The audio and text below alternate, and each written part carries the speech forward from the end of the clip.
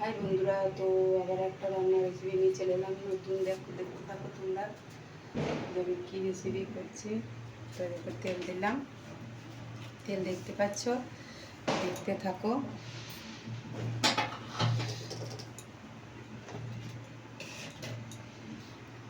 তো এই দেখো 5 ফোড়ন দিয়ে দিলাম।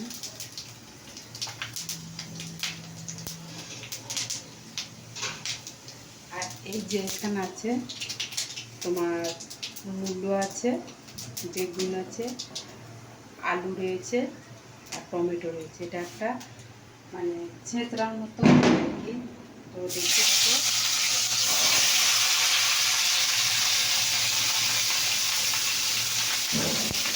তোমরা দেখতে থাকো। তো ওটাকে নুন দিয়েছি, পরিমাণ মতো নুন দিলাম, হলুদ পরিমাণ মতো দিলাম।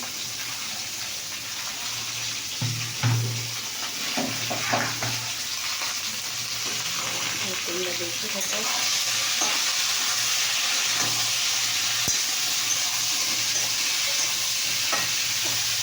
কীভাবে বানাচ্ছি তোমরা দেখতে থাকো। এইভাবে বানিয়ে তোমরা ঘরে করে রেসিপিটা ঘরে বানিয়ে দেখবে কীরকম খেতে হয়। তোমরা একটু দেখবে বানিয়ে।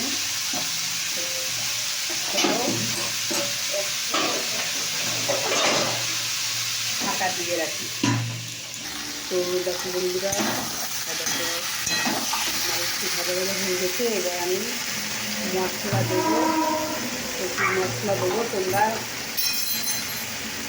দেখতে থাকো।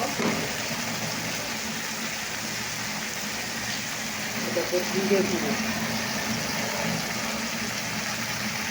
মানে লঙ্কা গুঁড়ো, ব্যাস।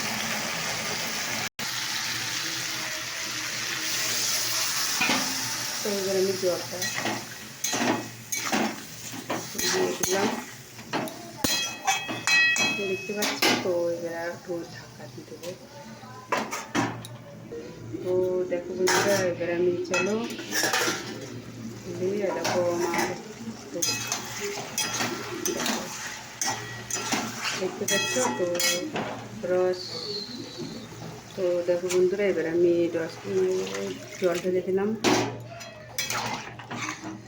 দেখো এবারে আমি ঢাকা দিয়ে দেবো আবারও।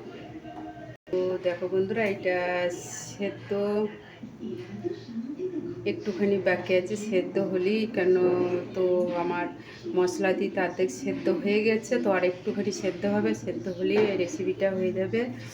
তা তোমাদের এই রেসিপিটা কেমন লাগলো অবশ্যই কমেন্ট করে জানাবে। আর হ্যাঁ, তোমাদের আর একটা কথা বলে দিই যে প্রথমটা শুরু করলাম তেল 5 ফোড়ন দিলাম।